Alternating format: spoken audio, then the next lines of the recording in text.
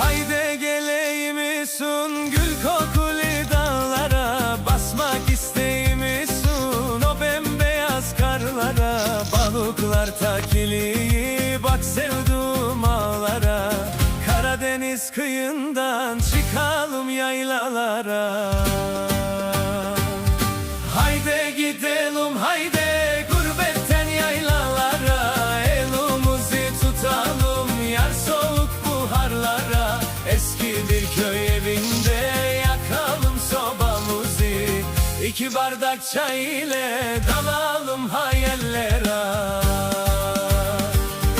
Haydi gidelim haydi gurbetten yaylalara, elimizi tutalım yar soğuk buharlara. Eski bir köy evinde yakalım sobamızı, iki bardak çay ile dalalım.